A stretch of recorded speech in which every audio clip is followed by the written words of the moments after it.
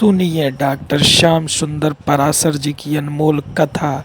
आज की इस कथा में आप लोगों को राजा मांधाता की कथा सुनाई जाएगी, जो एक पुरुष से पैदा हुए थे। तो ध्यान से सुनिए। श्री राधे राधे। आत्मा बना दिया। तो अब की बार 1000 बच्चों को फिर जन्म दिया। सबलास्व संज्ञक नारद जी ने उनको भी बाबा जी बना दिया। क्रोध में भरे दक्ष ने नारद जी को शाप दे दिया कि तूने मेरे सारे बच्चे महात्मा बना दिए, मैं तुझे शाप देता हूं नारद, तेरा पैर एक जगह कभी नहीं टिकेगा, तू जिंदगी भर ऐसी घूमता फिरेगा। और अब की बार दक्ष ने 60 बेटियों को जन्म दिया। उनमें से 27 चंद्रमा को ब्याह दी गई, 13 कश्यप जी को ब्याह दी गई।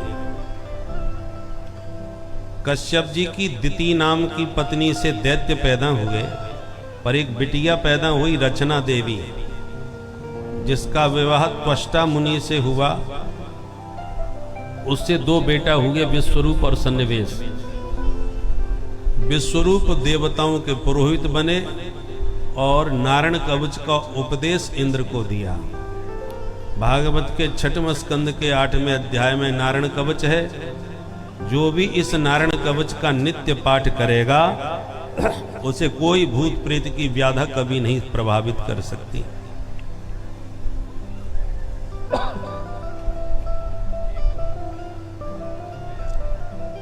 बहुत बड़ी आदि व्याधियों से बचाने वाला यह सशक्त नारायण कवच है। और देवताओं की शक्ति बढ़ाने के लिए विश्वरूप ने एक यज्ञ करवाया, पर उस यज्ञ में दैत्यों के नाम की भी आहुति देने लगे, क्योंकि दैत्य इनके मामा जी लगते थे, दैत्यों की बहन के बेटा थे।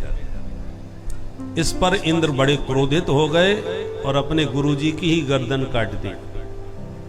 गुरु हत्या करने से ब्रह्म हत्या लग गई। ब्रह्म हत्या को इंद्र ने 4 लोगों में बांटा। पहला भाग पृथ्वी को, जो ऊसर भूमि के रूप में प्राप्त हुआ।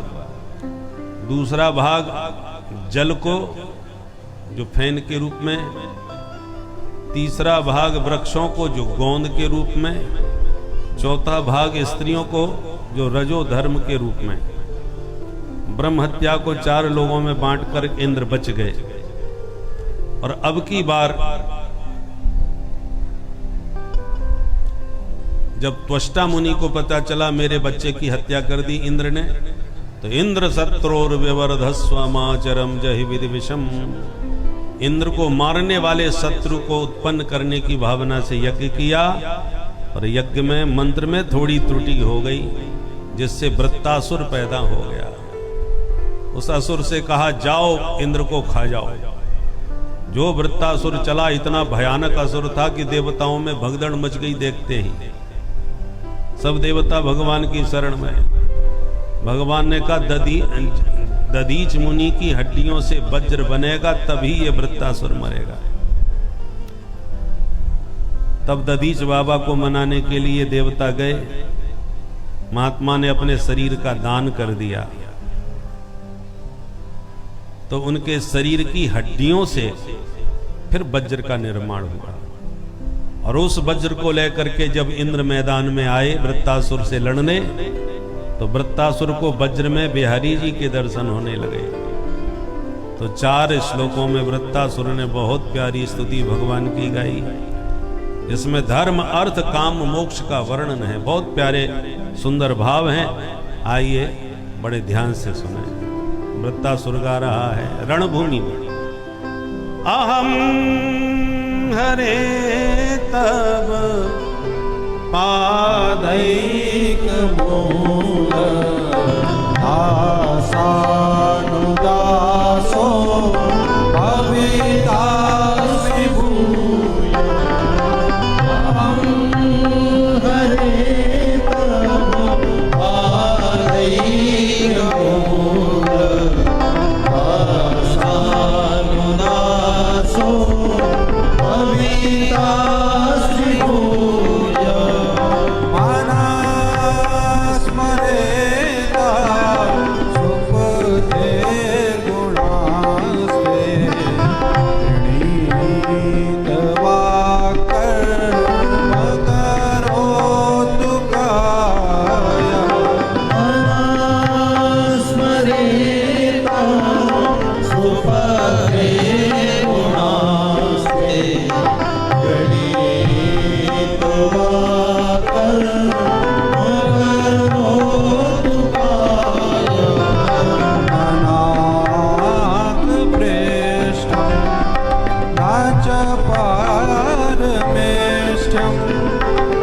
सार्वभौमं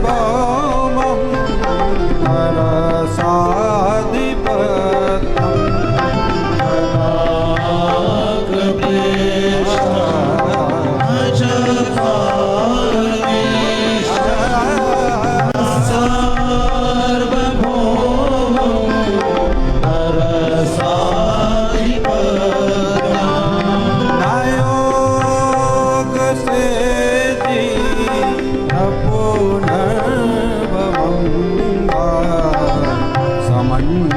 समञ्जसत्वा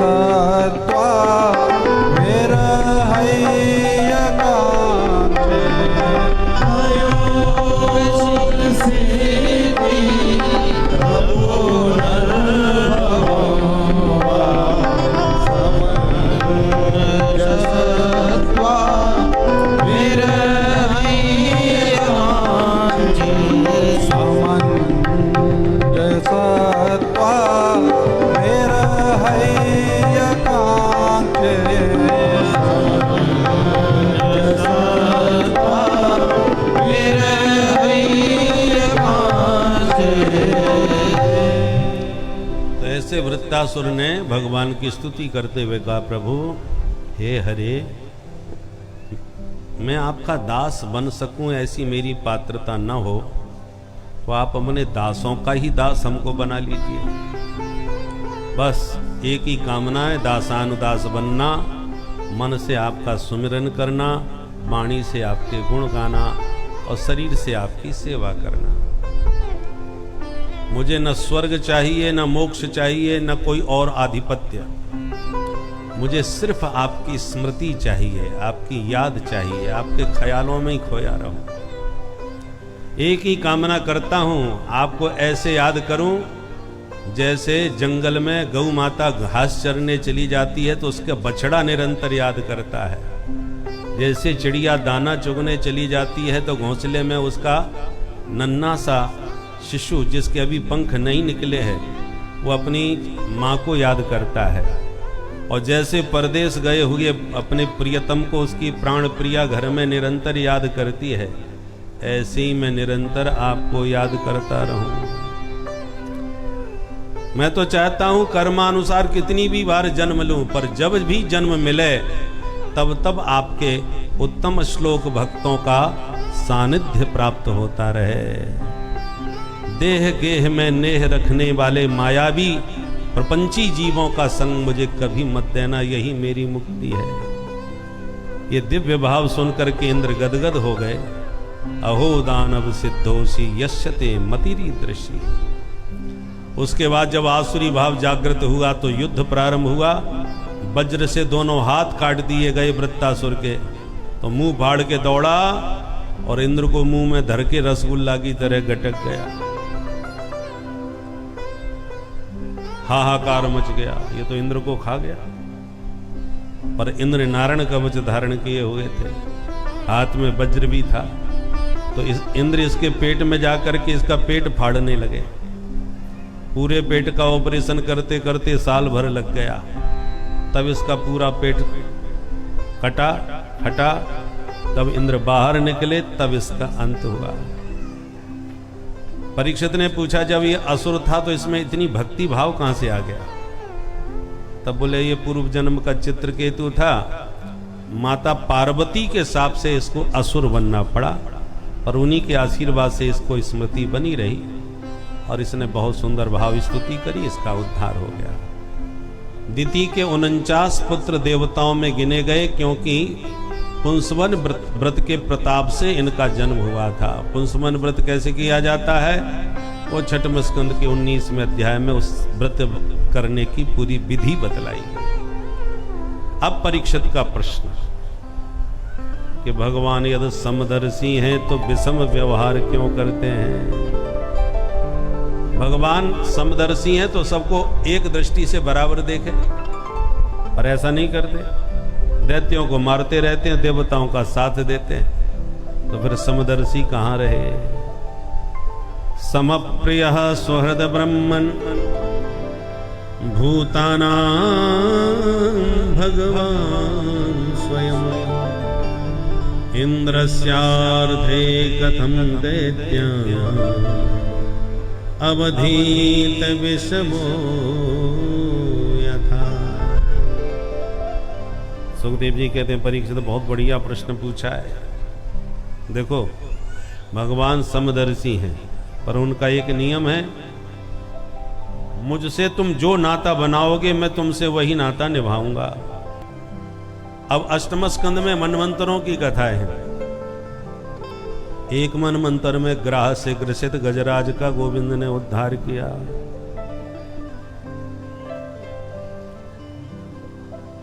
हाथी बड़ा शक्तिशाली था, हथनियों के साथ पानी पीने सरोवर में गया। जल विहार करते करते जब सरोवर का पानी गंदा किया तो मगर ने पैर पकड़ लिया। हाथी ने पूरी ताकत लगाई पर निकाल नहीं पाया अपने आप को, तो हथनियों ने सूंड में सूंड बांध करके खींचा, फिर भी बात नहीं बनी। बहुत समय तक युद्ध चला। अंत में हथनी एक एक करके जंगल लौटने लगी। हाथी रोया चिल्लाया, अरे देवियों मुझे अकेला छोड़ के कहां जा रही हो। हथनियों ने कहा तुम्हें तो मरना ही मरना है, तुम्हारे पीछे कोई पूरा परिवार थोड़ी मरेगा। सब छोड़ के चले गए। तब हाथी को वैराग्य हो गया।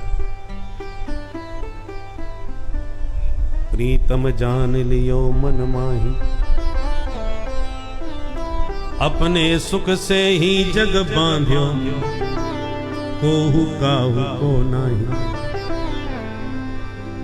संसार में ये दुनिया आपके लिए तभी तक है जब तक तुम ठीक हो। जिस दिन तुम पर संकट आएगा सब साथी खिसक जाते हैं। दुख में न कोई, सुख के सब साथी। हाथी को यह ज्ञान हो गया, उसने हरि को याद किया। ओम नमो भगवते तस्मै यत एतच्चिदात्मकं पुरुषायादि बीजाय परेशायाभि धीमहि। निर्गुण स्तुति करी, किसी देवता का नाम लिए बिना। कौन रक्षा करे। अंत में भगवान ने कहा कि जो किसी का नाम नहीं और स्तुति हो ही रही है, तो जो किसी की स्तुति नहीं वो हमारी। जो मालिक किसी का नहीं होता वो सरकारी हो जाता है। तो भगवान तो गरुड़ पर आरूढ़ होकर के चल दिए, और जब नारायण को आते देखा तब इसने सरोवर का एक कमल कमलाकांत के चरणों में समर्पित कर दिया। भगवान खुश हो गए, सूंड पकड़ के बाहर खींच लिया और अपने दिव्य सुदर्शन चक्र से मगर का मुंह फाड़ दिया। गज ग्राह दोनों का उद्धार हुआ। दोनों ही शापित थे, दोनों मुक्त हो गए। एक मनमंत्र में समुद्र मंथन करा के भगवान ने दिव्य अमृत देवताओं को पान कराया, और इसमें 3 अवतार भगवान के प्रमुख हुए।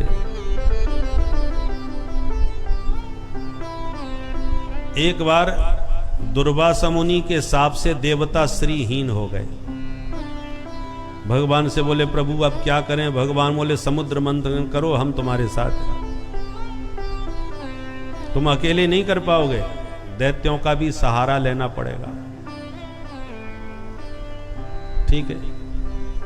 तो देवता दैत्यों के पास जाके बोले भैया हम एक बाप के बेटा हैं, सगे भाई हैं, फिर भी आपस में लड़ते हैं, कितनी गंदी बात है। तो क्या करें। बोले एक काम करते हैं, हम लोग समुद्र मंथन करेंगे, उससे अमृत निकलेगा, सब पी लेंगे, अमर हो जाएंगे, फिर कितना भी झगड़ा हो मरेगा कोई नहीं। बात तो बहुत जोरदार है, दैत्यों को भी समझ में आ गई।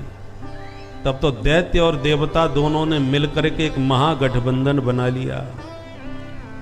विरोधी विचारधाराएं जो एक दूसरे को गाली देते थे, एक दूसरे का मुंह देखना पसंद नहीं करते थे, वे ही अमृत पीने की लालसा से महागठबंधन बना करके एक संगठन बना लिया।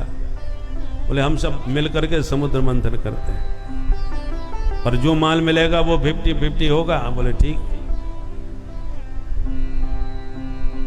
तो कैसे समुद्र का मंथन करें। बोले चलो मंदराचल से। तो मंदराचल को उठा लिया, गणेश जी की स्तुति नहीं करी। गणेश जी बोले तो मैं पिलाऊंगा तुम्हें अमृत। गणेश चतुर्थी आ गई और गणेश जी का ही पूजन नहीं, तो गणेश जी नाराज हो गए। जैसे ही पहाड़ उठा करके चले तो कुछ ही कदम चलते ही पहाड़ डगमगाया, धड़ाम से नीचे गिरा, कईयों के हाथ पैर टूट गए। दैत्य तो हाथ खड़े कर लिए, भैया अपने बस की बात नहीं। देवताओं ने भगवान को याद किया, प्रभु हमारा गठबंधन तो टूटने लगा है, अभी से दरार पड़ने लगी है, अमृत के दर्शन भी नहीं भये। तो भगवान प्रकट होके बोले मत घबराओ, इस पहाड़ को हम उठाते हैं। गिरिम चारोप्य गरुड़े हस्ते ने केन लीलया। एक हाथ पर ही पर्वत को उठा के भगवान ने सागर तट पर पहुंचा दिया। देवताओं ने बासुकी नाग को रस्सी का काम करने के लिए मना लिया। अब रस्सी बन करके बासुकी नाग मंदराचल से लिपट गए।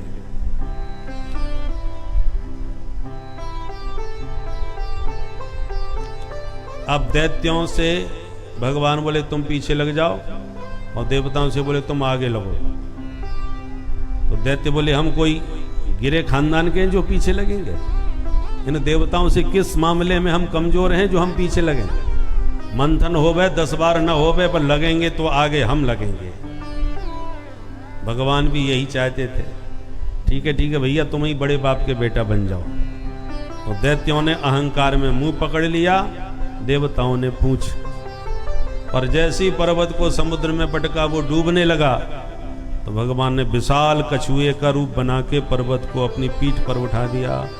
बोल कच्छप भगवान की जय। अब जैसी मंथन प्रारंभ हुआ, सो बासुकी नाग ने वो फुसकारें भरी कि मुंह के पास लगे हुए दैत्यों का शरीर जलने लगा, सब काले पड़ने लगे, मन में पछताने लगे, और बन लो बड़े बाप का बेटा, हम तो जले जा रहे हैं। और पूंछ की तरफ देवता बड़े मस्त लगे। मंथन करते करते कालकूट जहर उत्पन्न हो गया। अब क्या करें? वही चलो भोले बाबा की शरण में। देव देव महादेव भूतात्मन भूत भावन त्राहिन शरणापन्नान त्रैलोक्य दहना विशाला। सबने महादेव की स्तुति करी, भोले बाबा तो आशुतोष खुश हो गए। समस्या सुनाई, भोले बाबा ने कहा अच्छा तो ठीक है, सबके बदले में लाओ, हमें पिलाओ। और अंजलि में रख करके संपूर्ण विष राम नाम के प्रभाव से कंठ में धारण कर लिया। रा कहती मुंह खुल जाता है, तो रा कह के मुंह खोला और सारा जहर मुंह में भर लिया। और माँ कहने से मुंह का ढक्कन बंद हो जाता है। रा माँ तभी बोलोगे जब दोनों होठ मिलेंगे। राम माँ कह के मुंह बंद कर लिया, सारा जहर कंठ में धर लिया, न भीतर उतारा न बाहर निकाला। कंठ हो गया नीला और नाम पड़ गया बोल नीलकंठ महादेव की जय। नाम प्रभाव जान शिवनी को। नाम प्रभाव जान शिवनी को।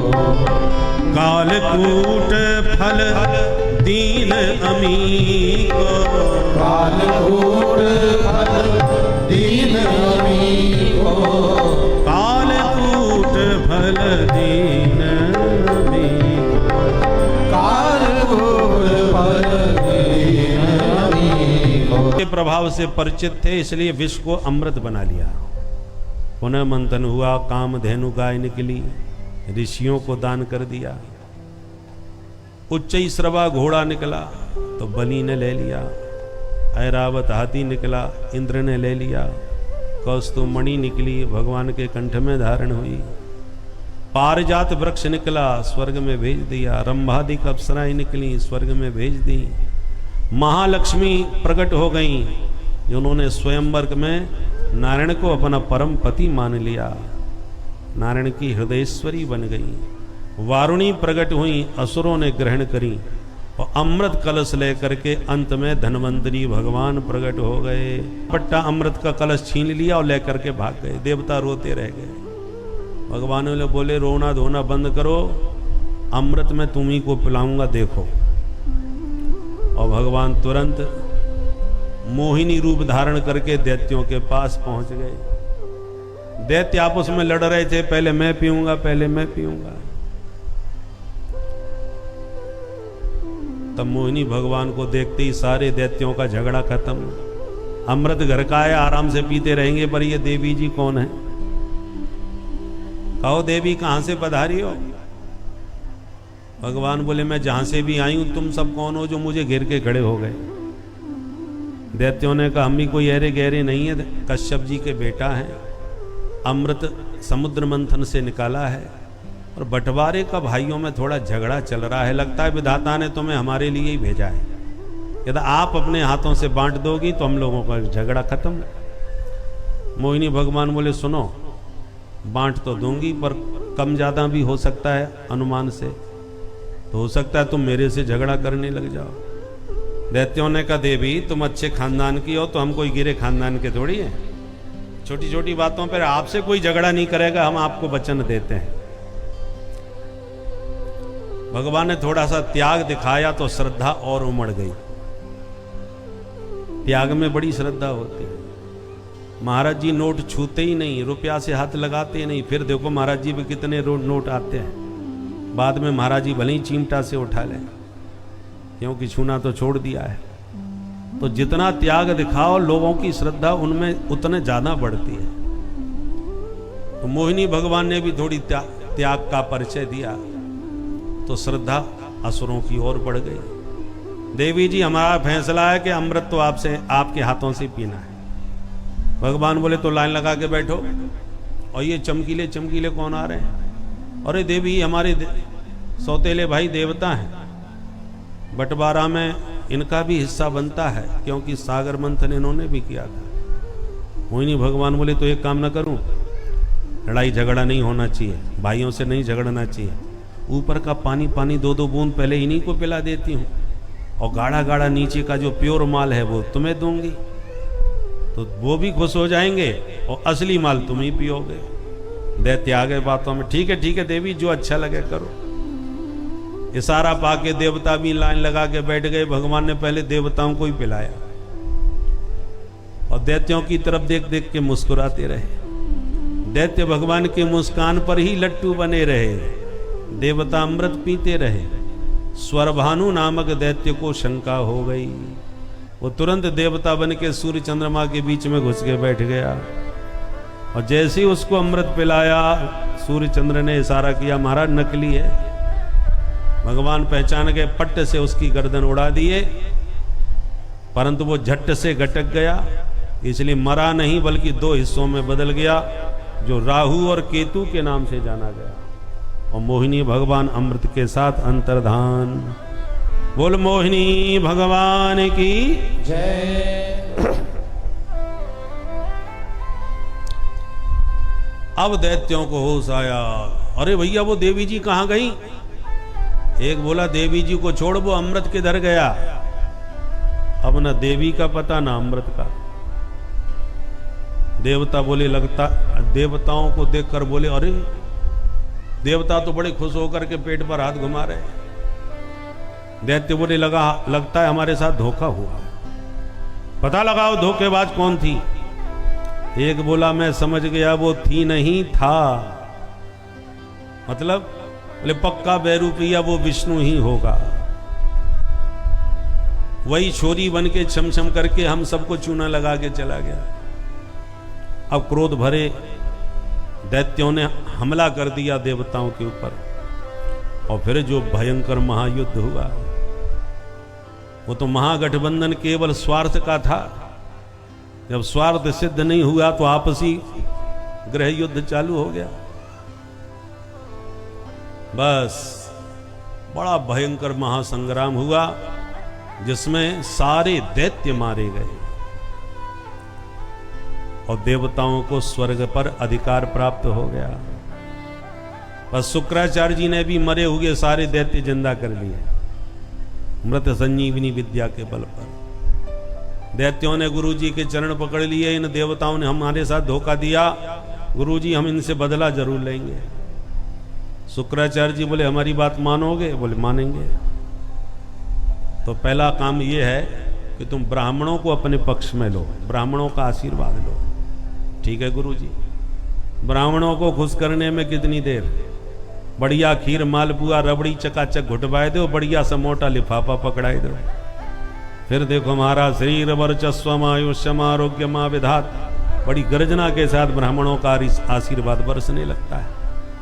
दैत्यों ने सेवा से ब्राह्मणों को खुश कर लिया। ब्राह्मणों ने अमोघ रथ बना करके बलि को दे दिया कि इस रथ में तुम कभी हारोगे नहीं। बलि उस रथ में बैठ के सीधा देवताओं पर आक्रमण किया। देवगुरु बृहस्पति जी ने समझ लिया और देवताओं से कहा, देवताओं भागने में ही आज तुम्हारी भलाई है। बलि से कोई टकरा नहीं सकता क्योंकि ब्राह्मणों का तप उसके साथ है। तब तो सारे देवता भाग खड़े हो गए, स्वर्ग पर अधिकार बलि ने ले लिया। शुक्राचार्य जी ने कहा, बलि स्वर्ग पर तुम बैठ गए, परंतु अब बहुमत भी सिद्ध करना पड़ेगा। कैसे? बोले 100 यज्ञ करने वाला ही परमानेंट बैठ सकता है इस गद्दी पर। ठीक है। तो शुक्राचार्य जी के सानिध्य में यज्ञ होने लगे। उधर देवता बेचारे भटकने लगे। देवताओं की मां अदिति ने अपने पतिदेव से कहा, मैं क्या करूं? कश्यप जी ने कहा, तुम पयोव्रत करो।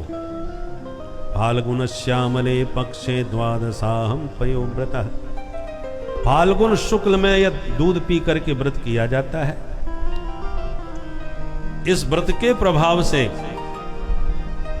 भगवान प्रसन्न हो गए। मां अदिति को दर्शन दिए और कहा, मां मैं स्वयं तुम्हारा बेटा बन के आ रहा हूं। अब आ गया भादों का महीना जो चल रहा है, आ गया शुक्ल पक्ष जो चल रहा है, और आज है ऋषि पंचमी।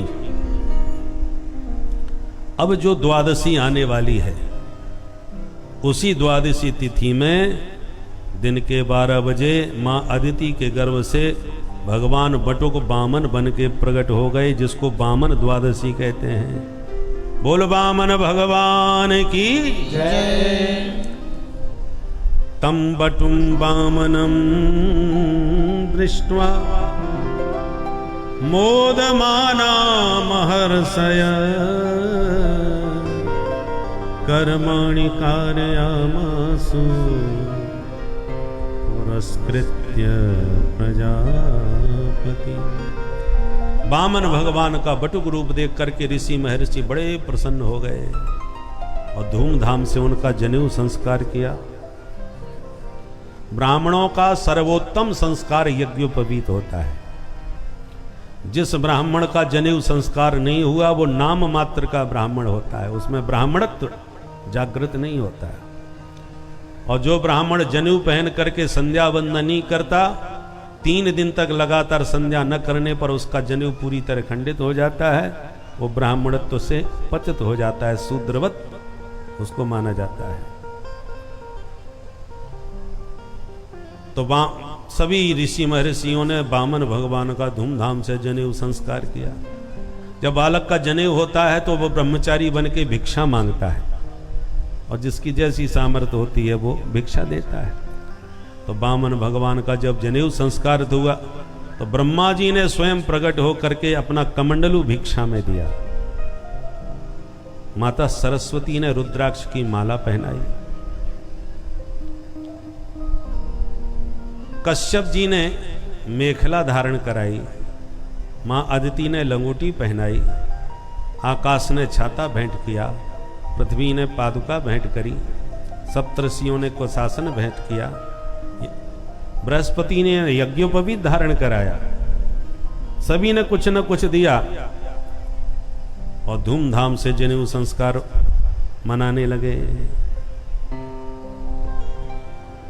बामन रूप बनायो हरि ने आयो, बामन रूप बनायो, बामन रूप बनायो हरि ने आयो, बामन रूप बनायो,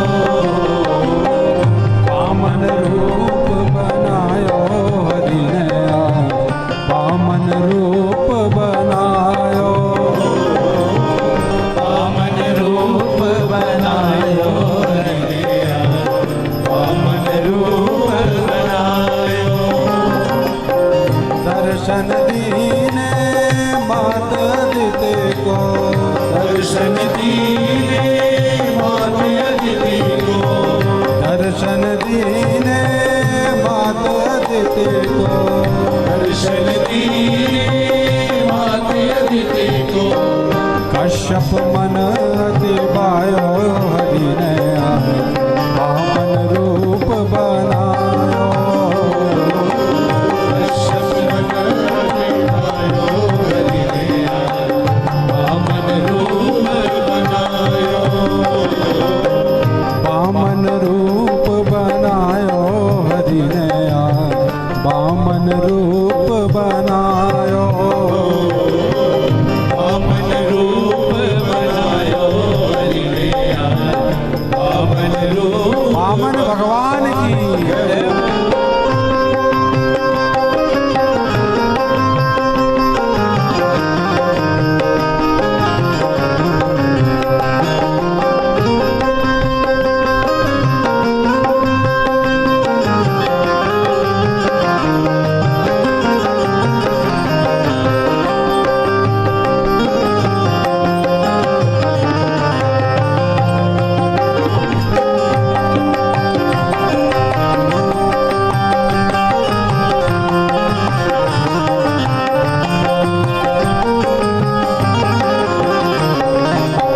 परमानंद भयो संतन मन, परमानंद भयो संतन मन, परमानंद भयो संतन मन, परमानंद भयो संतन मन, भयो संतन मन, भयो संतन मन, भयो संतन मन, भयो संतन मन, परमानंद भयो संतन मन, परमानंद भयो संतन मन, अति उत्साह दिखायो हरि ने आज वामन रूप बनायो,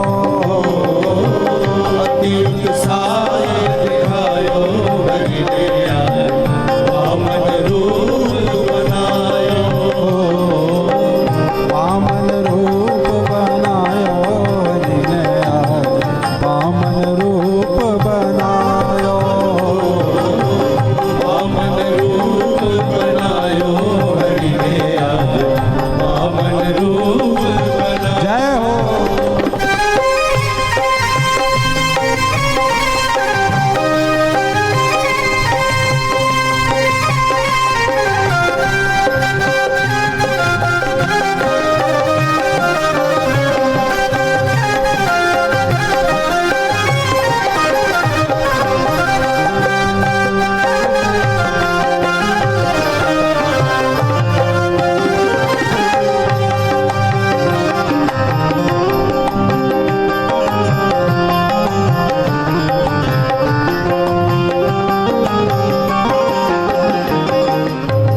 भयो उपवीत उपेंद्र प्रभु को, भयो उपवीत उपेंद्र प्रभु को, भयो उपवीत उपेंद्र प्रभु को, भयो उपवीत उपेंद्र प्रभु को, यज्ञोपवीत पहरायो हरि ने आज वामन रूप बनायो, यज्ञोपवीत पहरायो हरि ने वामन रूप बनायो, वामन रूप बनायो हरि ने वामन रूप बनायो, वामन रूप बनायो हरि ने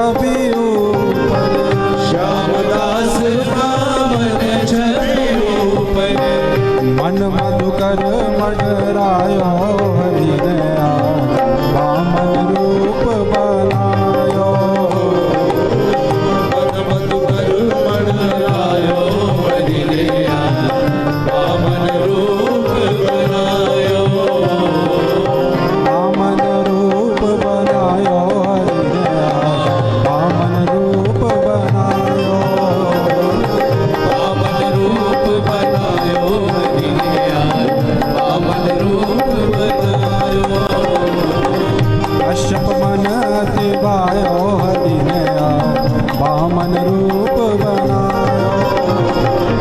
कश्यप मन अति भायो हरि ने आज वामन रूप बनायो। अति उत्साह दिखायो हरि ने आज वामन रूप बनायो।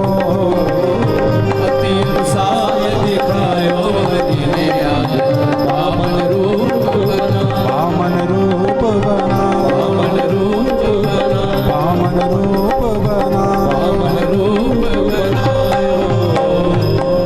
बोल वामन भगवान की जय। तो वामन भगवान का बड़े ही धूमधाम के साथ जनेऊ संस्कार हुआ। भिक्षा में जो भी कुछ मिला वो गुरुदेव को दिया। गुरुजी ने कहा सुनो बटुक जी, इतने से काम नहीं चलेगा हमारा। तो बोले जाइए राजा बलि के दरवाजे से तीनों लोगों की भिक्षा मांग करके लाइए। जो आ गया गुरुदेव। खड़ाऊं चटपट करते हुए वामन भगवान पहुंच गए बलि के द्वार। यज्ञ चल रहा था। जो वामन भगवान का दिव्य तपस्वी तेजस्वी मुखमंडल देखा, राजा बलि सभी ब्राह्मणों के साथ उठ करके स्वागत में चल दिए। स्वागतम ते नमस्तुभ्यं ब्रह्मण किं करवामते। ब्रह्मर्षीणां तपसाक्षात् मन्ये त्वार्य वपुर्धरम्। मन्ये त्वार्य वपुर्धरम्। बटुक जी, आपका रूप देखकर ऐसा लगता है जैसे मूर्तिमती तपस्या मेरे सामने बटुक बन करके खड़ी हो। अद्य नः पितरस्तृप्ता अद्य न पावितं कुलम्। आपके दर्शन करने से मेरे पितर तृप्त हो गए, मेरा कुल पावन हो गया जो आप पधारे। मैं आपकी क्या सेवा कर सकता हूं भगवान? आप जो चाहते हो निस्संकोच मांगिए। गाम कांचनम गुणबद्धाम भ्रष्टम तथान्न पेयम उत वा विप्रकन्या।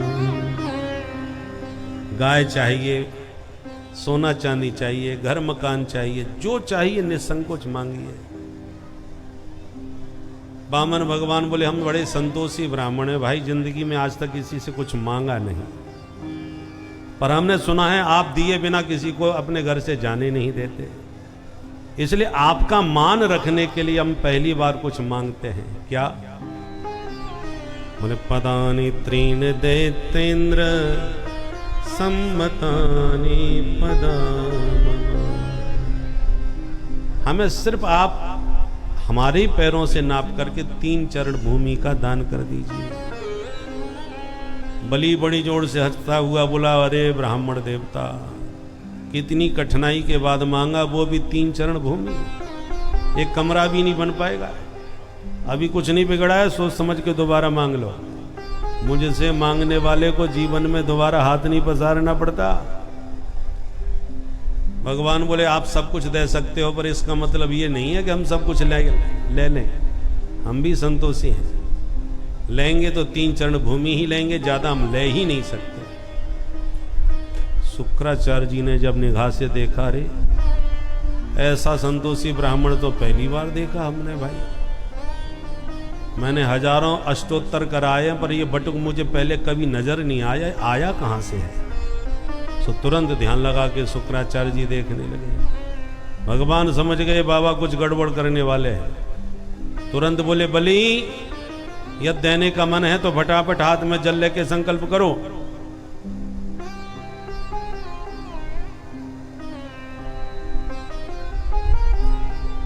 बलि ने कहा आपने मांगा मैंने दिया, जो मर्जी आवे भूमि नाप लो।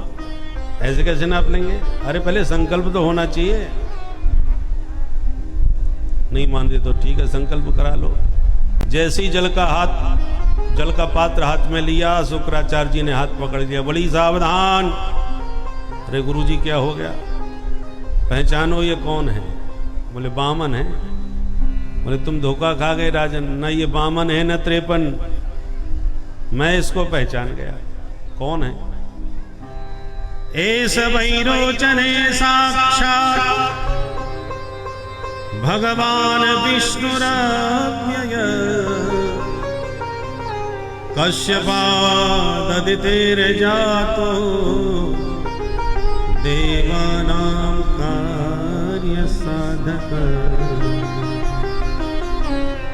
देवानां कार्य साधक। ये छलिया वही विष्णु है जो छोरी बन के आ गया था, आज वही बौना बन के आ गया तुम्हें बर्बाद करने के लिए।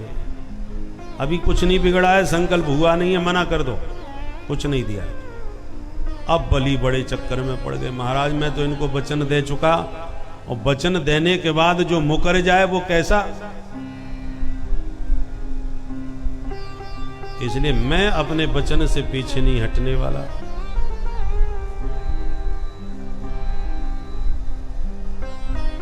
देखो गुरुजी, ये ब्रह्मचारी है तो 3 चरण भूमि लेके चला जाएगा, और यदि ये आपके कथनानुसार विष्णु हैं तो इससे बड़ा सौभाग्य क्या होगा कि दाता एक राम, भिखारी सारी दुनिया। सारी दुनिया जिससे भिखारी बन के मांगती है वो सबको देने वाला जगत का दाता आज मेरे सामने मुझसे कुछ मांग रहा है। इससे बड़ा सौभाग्य और क्या होगा। मेरे दोनों हाथों में लड्डू हैं गुरुजी, चाहे वो ब्रह्मचारी हो चाहे वो विष्णु हो, मैं तो दूंगा। अब गुरुजी गर्मी खा गए, मेरी बात नहीं मानेगा, मैं भी शाप देता हूं बलि, अजरात भ्रष्यते श्रिय, तू श्रीहीन हो जाएगा। शाप दे के चले गए। बामन भगवान बोले देना है तो दो, नहीं हम चले, हमारी संध्या बंदन का समय हो रहा है। अरे नहीं नहीं महाराज आप तो अपना संकल्प करो। तो लो हाथ में जल। जैसी जल हाथ में लिया, भागवत में ऐसा नहीं लिखा है पर पुराणांतर ऐसा भी आता है कि शुक्राचार्य जी उस पात्र के छिद्र में घुस के बैठ गए। पानी नहीं टपकने दूंगा तो संकल्प कैसे होगा।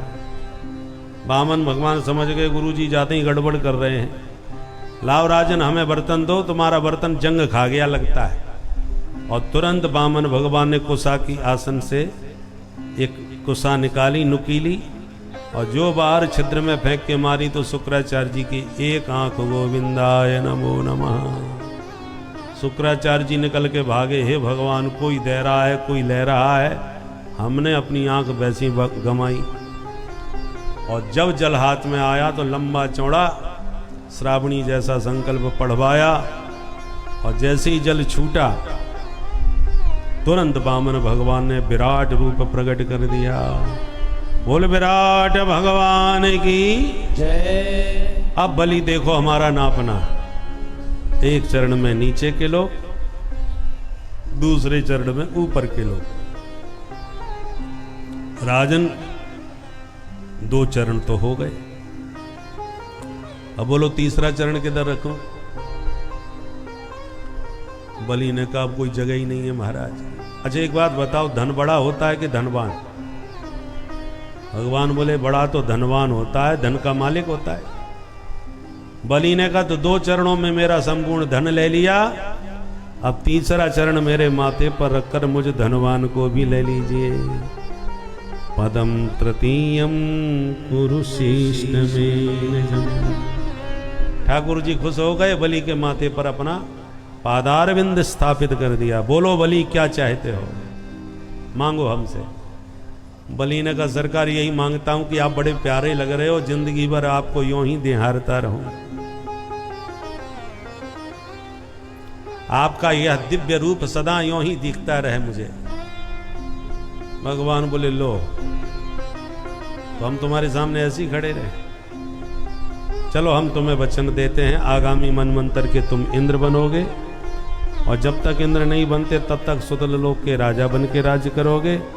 दरवाजे के द्वारपाल बन के हम सदा खड़े रहेंगे, तो 24 घंटे आप हमारे दर्शन पाते रहना। सदा सन्निहितं वीर तत्र मां द्रक्ष्यते भवान्। आज भी बलि के दरवाजे के द्वारपाल बने भगवान विराजमान हैं।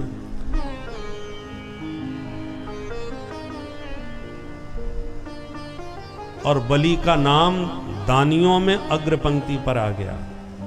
जो अपने जीवन का भी दान कर दे उसी को कहते हैं बलिदान।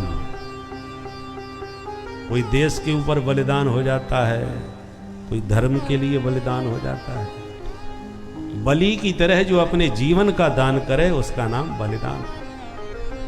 बोल वामन भगवान की। एक मनमंत्र में भगवान ने मत्स्यावतार धारण करके सत्यव्रत नाम के मनु की प्रलय पर्यंत रक्षा करी थी।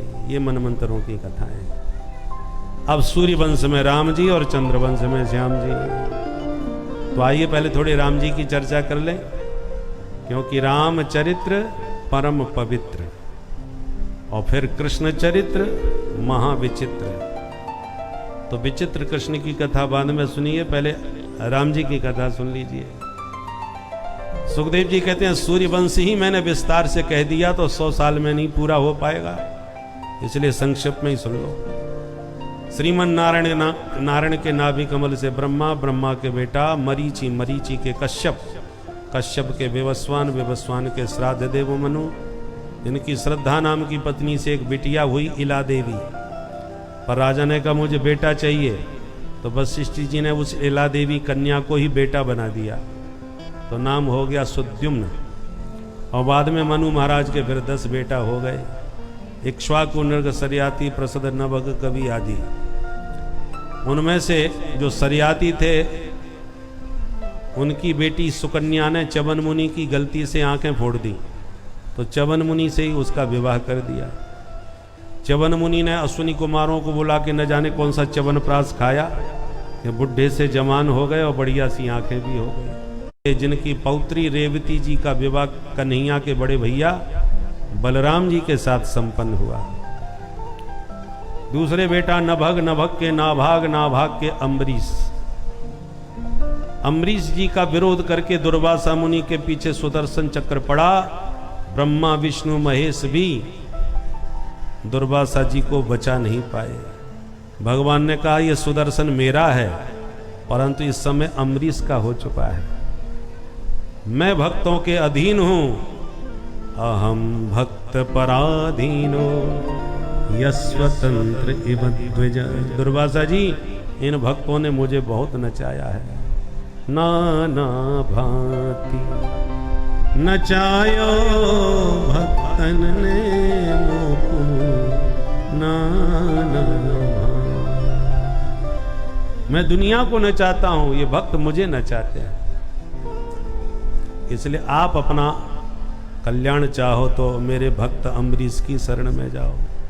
1 वर्ष भागने के बाद दुर्वासा जी को अम्बरीश के चरणों में गिरना पड़ा। और अम्बरीश महाराज ने जब सुदर्शन की स्तुति करते हुए भगवान के प्रेम की सौगंध उन्हें दिलाई, तब सुदर्शन शांत हुए और दुर्वासा जी को कान पकड़ के कहना पड़ा, अहो अनंत दासाना महत्वम दृष्ट मध्य में। हे प्रभु, आपके दासों का महत्व आज हम अच्छी तरह से समझ गए। ऐसे थे महाराज अम्बरीश। इन्हीं अम्बरीश के वंश में हो गए राजा युवनाश्व। इनके भी कोई संतान नहीं हुई। सूर्य वंश में संतान की समस्या लगभग सभी को हुई। युवनाश्व ने यज्ञ करवाया, पुत्रेष्टि। यज्ञ लगभग पूरा होने को आया, और जब यज्ञ पूरा होने वाला था उसी दिन रात में प्यास लगी 12 बजे राजा को, तो यज्ञ के घड़े का पानी पूरा उठा के पी गए। सवेरा हुआ, ब्राह्मणों ने पूछा ये घड़ा खाली क्यों पड़ा, पानी कहाँ गया? राजा ने कहा हमको प्यास लगी सो रात में हमने पी लिया। हे भगवान, हमसे क्यों नहीं पूछा? अरे पानी ही तो था, पी लिया तो पी लिया। बोले ऐसे कैसे पी लिया? हम उसमें मंत्र पढ़ पढ़ के पानी भर रहे थे कि इस मंत्र पढ़े पानी को रानी पी करके गर्भवती हो जाएंगी। तो जो पानी रानी को पीना चाहिए था वो राजा पी गए। अब क्या होगा महाराज? राजा तो घबरा गए। ब्राह्मणों ने कहा भगवान जाने क्या होगा, और इतनी गारंटी लेते हैं कि हमारा मंत्र बेकार तो नहीं होगा। परिणाम ये हुआ कि राजा की ही 9 महीने की छुट्टी हो गई। अब जैसे तैसे 9 महीने के बाद बच्चे का जन्म ऑपरेशन के द्वारा वायु कुक्षी का भेदन करके करवाया और ऋषि महर्षियों के प्रयास से जच्चा बच्चा दोनों को बचा लिया।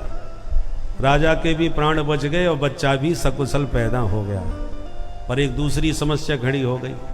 बच्चा पैदा होते ही रोता है तो माँ का दूध पीता है। अब राजा का बेटा पैदा तो हो गया, अब इसका लालन पालन कैसे हो, बच्चा रोए जाए। तो देवराज इंद्र ने प्रकट होकर के अंगुली उस बच्चे के मुंह में देते हुए कहा, बच्चा मारो दी, बिल्कुल मत रो, मैं तेरी रक्षा करूंगा। इसलिए उस बालक का नाम पड़ गया मानधाता। मानधाता माने मैं तुम्हारी रक्षा करूंगा। मानधाता बड़ा प्रतापी राजा हुआ। इसी के वंश में सत्यव्रत हुए, हरिश्चंद्र हुए, रोहित हुए, बाहुक हुए, सगर हुए। सगर की 2 रानी सुमति और केसनी, एक का एक बेटा और एक के 60,000 बच्चे हुए। पर उन 60,000 बच्चों ने कपिल भगवान का अपमान कर दिया, इसलिए कपिल भगवान की दृष्टि में सब भस्म हो गए। तब दूसरी रानी का बेटा था असमंजस, असमंजस के अंशुमान, अंशुमान का दिलीप, दिलीप के भगीरथ। भगीरथ ने तपस्या करके भागीरथी गंगा को प्रकट किया और शिव जी की जटाओं में गंगा जी को धारण करा करके गोमुख से प्रकट करते हुए आगे भगीरथ, पीछे भागीरथी गंगा चल पड़ी। जहां सगर पुत्रों की राख पड़ी थी, उस राख का जैसे गंगा जी ने जल से स्पर्श किया, यज्जल स्पर्श मात्रेण ब्रह्मदंडहता अपि सगरात्मजा दिवं जगमो केवलम देह भस्म। केवल अपने जल के स्पर्श से सभी सगर पुत्रों का उद्धार कर दिया। इसलिए गंगा जी में अस्थि विसर्जन का महत्व होता है। के सौदास, सौदास के अस्मक, अस्मक के नारी कवच, नारी कवच के खटवांग, खटवांग के दिलीप, दिलीप के भगीरथ, दिलीप के रघु और रघु के बेटा हुए अज, अज के बेटा हुए महाराज दशरथ और दशरथ जी के घर में हुए श्री राम, लक्ष्मण, भरत और शत्रुघ्न लाल जी। बोल अयोध्या धाम की जय। चारों भैयाओं का प्राकट्य अवधपुरी में हुआ। चलिए हम भी अयोध्या चलें 1 मिनट के लिए, अयोध्या धाम का दर्शन करें। उसके बाद फिर कन्हैया की नगरी में नंद महोत्सव मनाएंगे। कैसी है अवधपुरी? अरे सीताराम जी की प्यारी रजधानी लागे, हो रजधानी लागे, मोह मीठो मीठो सरजू जी को पानी लागे। सीताराम जी की प्यारी रजधानी लागे, रजधानी लागे, मोह मीठो मीठो सरजू जी रो पानी लागे। सीताराम जी की प्यारी रजधानी लागे, रजधानी लागे, मोह मीठो मीठो सरजू जी को पानी लागे। सीताराम जी की प्यारी रजधानी लागे, रजधानी लागे, मोह मीठो मीठो सरयू जी रो पानी लागे। जय सिया राम।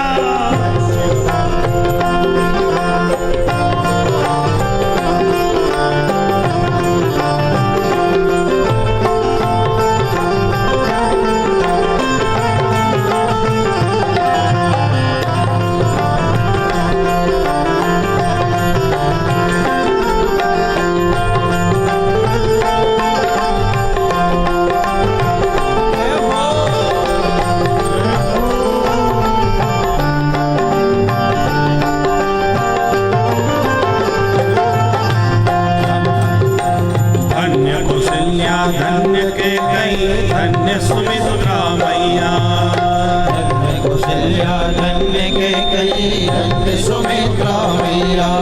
अरे धन्य कौशल्या धन्य के कई धन्य सुमित्रा मैया, धन्य कौशल्या धन्य के कई रही धन्य सुमित्रा मैया। अरे धन्य भूप दशरथ के आंगन खेले चारों भैया। धन्य भूप दशरथ के आंगन खेले चारों भैया। हाँ हाँ खेले चारों भैया। हाँ हाँ खेले चारों भैया। खेले चारों भैया। खेले चारों भैया। मीठी तोतनी रसीनी प्रभु की वाणी लागे, हरि की वाणी लागे। मोहे मीठो मीठो सरजू जी को पानी लागे। सीताराम जी की प्यारी रजधानी लागे, रजधानी लागे। मोहे मीठो मीठो सरयू रो पानी लागे। जय सिया राम। जो बैठे हैं वो ताली बजाते जाएं।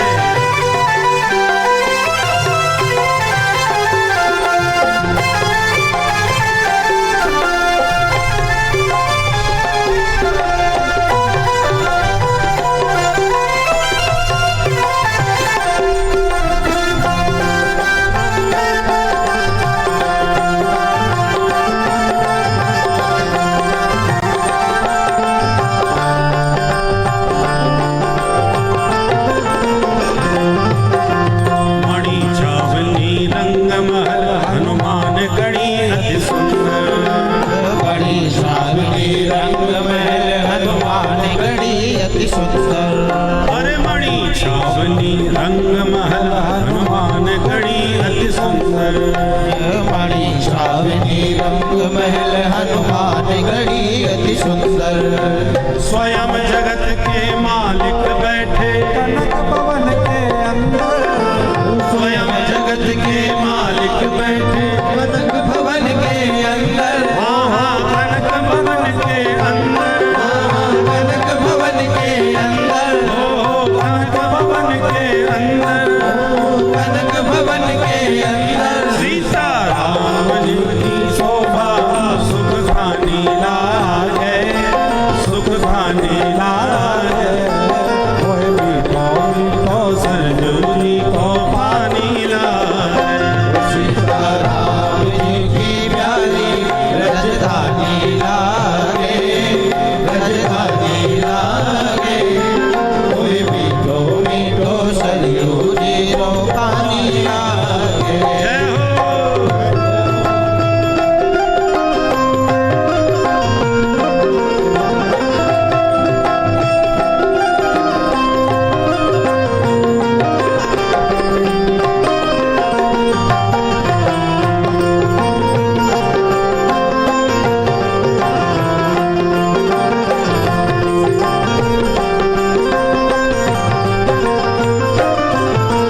सहज सुहावन जन्म भूमि श्री रघुवर राम लला की। सहज सुहावन जन्म भूमि। श्री रघुवर राम लला की। अरे सहज सुहावन जन्म भूमि अब पूरी राम लला की। सहज सुहावन जन्म भूमि अब पूरी राम लला की। अरे जनक महल की सुंदर शोभा लक्ष्मण जू के किला की। जानकी महल की सुंदर शोभा लक्ष्मण जू के किला की। हाँ हाँ लक्ष्मण जू के किला की। हाँ लक्ष्मण जू के किला की। ओ लक्ष्मण जू के किला की। लक्ष्मण जू के किला की। यहाँ से योगी जी की प्रीत पुरानी लागे, प्रीत पुरानी लागे। मोहे मीठो मीठो सरजू जी को पानी लागे। सीताराम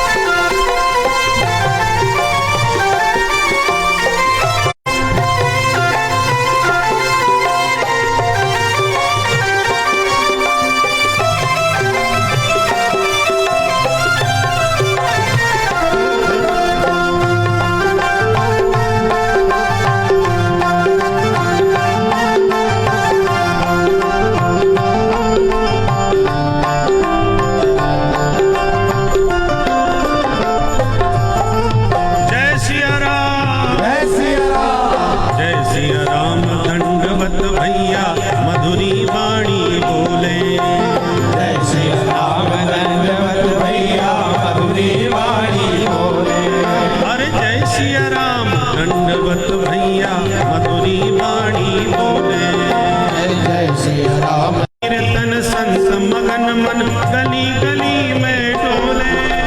करे कीर्तन संत मगन मन गली गली में डोले। यहाँ पे गली गली में डोले। यहाँ गली गली में डोले। वहाँ पर गली गली में डोले। वहाँ पर गली गली में डोले।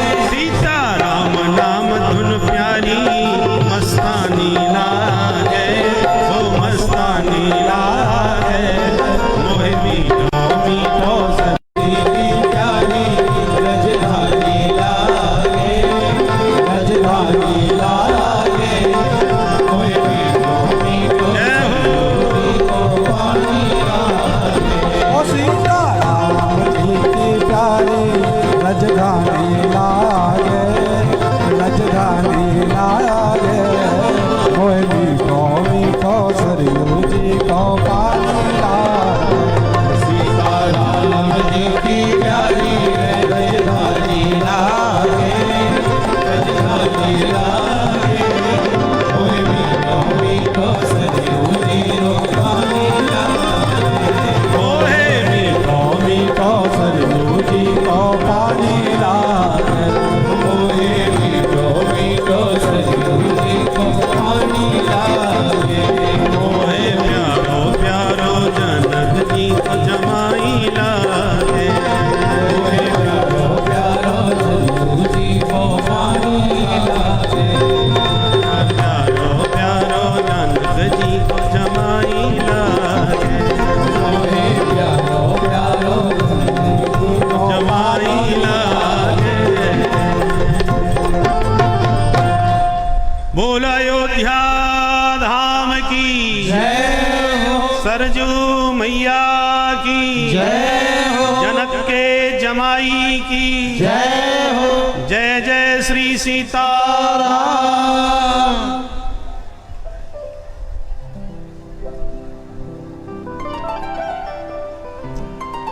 सुखदेव जी कहते हैं राजन,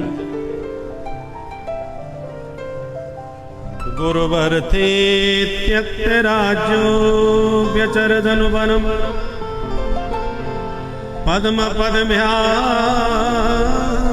प्रियाया पाणिस्पर्शाक्षमाभ्याम रजत पदरुजो यो हरीन्द्रानुजाभ्याम वैरोप्या शूर्पणख्या प्रिय विरहरुषा रोपित भ्रू विजृंभ त्रस्ताभिर्बद्ध सेतु खलदव दहन कौशलेन्द्रो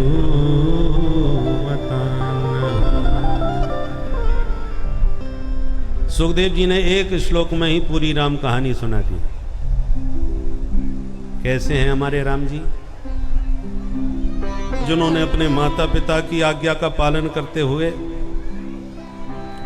अयोध्या की सुरेप्सित राज्य लक्ष्मी को तिनके की तरह त्याग कर मुस्कुराते हुए वन को प्रस्थान किया। यदगाद अरण्यम, चित्रकूट में जाके वास किया, ऋषि महर्षियों को आनंदित किया, कोल भील के रातों को गले लगा लिया। भरत जी मनाने के लिए आए, प्यार से समझाए और पादुका दे करके लौट आए। फिर दंडकारण्य में पंचवटी पर जाकर के कुटिया बनाई, सूपनखा आई, नकटी करके भगाई। खरदूषण आया, उसे परलोक पहुंचाया। दुष्ट दशानन मामा मारीच को अपना सोने का मृग बना करके लाया, किशोरी जी को भाया। मृग की याचना करी, राम जी उसको लेने के लिए उसका पीछा किए। मरते समय उस मृग ने हा लक्ष्मण कह के पुकार लगाई। जानकी जी को भ्रम में डाल दिया, विवश करके लक्ष्मण जी को भेजा। उधर दुष्ट दशानंद साधु बन के आया, किशोरी जी का हरण करके ले गया।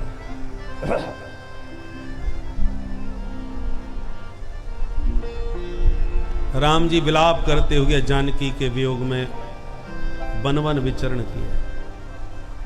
एक ही कष्ट है कि जानकी ने एक सोने का मृग मांगा, मैं दे नहीं पाया। पर खोजते खोजते सोने का एक मृग मिल गया। कौन मिल गया?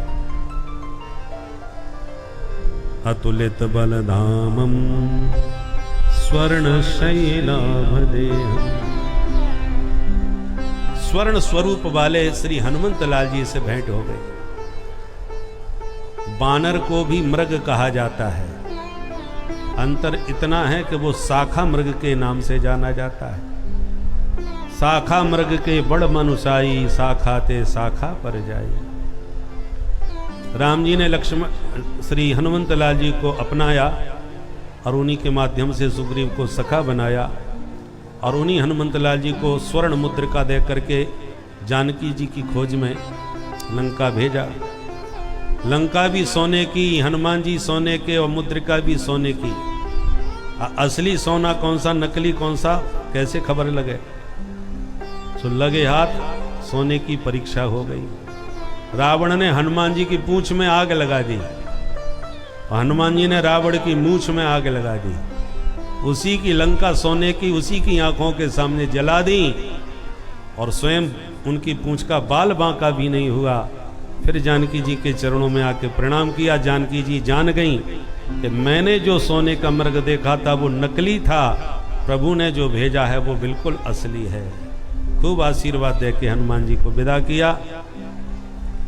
राम जी को किशोरी जी का पता लगते ही दल बल के साथ समुद्र पर सेतु का निर्माण किया, लंका में प्रवेश किया, निशाचरों का अंत किया और शरण में आए विभीषण को लंकाधिपति बनाकर अग्नि परीक्षा के माध्यम से पुनः अग्नि में जो जानकी जी को निवास दिया था उन्हें वापस लिया और पुष्पक विमान में आरूढ़ होकर के लौट कर 14 वर्ष के बाद पुनः भगवान अयोध्या के राजा बने।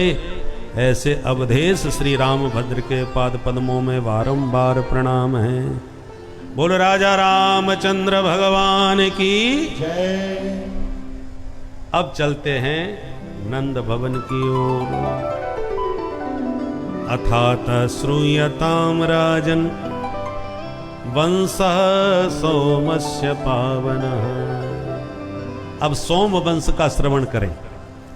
श्रीमन नारायण के नाभि कमल से ब्रह्मा, ब्रह्मा के बेटा अत्रि, अत्रि के चंद्रमा, चंद्रमा के बुध, बुध के पुरुरवा, जिनका उर्वशी अप्सरा से विवाह हुआ और बेटा हुए 6, आयु, श्रुतायु, सत्यायु, रय, जय और विजय। इसी वंश में आगे चल के राजा हुए नहुस। नहुस के भी बेटा 6, यति, ययाति, संयाति, आयति, वियति और कृति। उसमें जो ययाति थे उनके 2 विवाह हुए और उनके 5 संतान हुई, यदु, तुर्वसु, दुर्हु, अनु और पुरु। उनमें सबसे छोटे बेटा पुरु ने अपनी जवानी अपने पिता को दी और पिता का बुढ़ापा स्वयं ले लिया। इसलिए पिता ने प्रसन्न होकर के पुरु को ही चक्रवर्ती सम्राट बना दिया। और इसी पुरु वंश में राजा हुए दुष्यंत, जिन्होंने शकुंतला से विवाह करके परम प्रतापी पुत्र भरत को जन्म दिया। इसी भरत वंश में रंतदेव जैसे राजा हुए और इसी वंश में पांडवों का कुरु वंश का जन्म हुआ। इसलिए जितने भी कौरव हैं, पांडव हैं, ये सब भारत के नाम से जाने जाते थे, क्योंकि इन सब का जन्म भरत वंश में हुआ था। परीक्षित, तुम ऐसे पवित्र भरत वंश में जन्म लिए हो। अब ययाति के जो सबसे बड़े बेटा थे यदु, उनसे यादव वंश चला, जिसमें भगवान कृष्ण का प्राकट्य हुआ। उस यदुवंश में महाराज अजमीढ़ हुए, देवमीढ़ हुए, सूरसेन हुए, आनक दुंदुभी हुए। आनक दुंदुभी बड़े होकर के वसुदेव कहलाए। वसुदेव जी की पत्नी देवकी से 8 बेटा और 1 बिटिया भई। उसमें जो बेटा हुए वो कृष्ण कन्हैया और जो बिटिया भई वो परीक्षित तुम्हारी दादी मैया, जिनका नाम है सुभद्रा। सुभद्रा का विवाह अर्जुन से हुआ। अर्जुन के बेटा अभिमन्यु, अभिमन्यु के बेटा परीक्षित, जो भागवत सुन रहे हैं।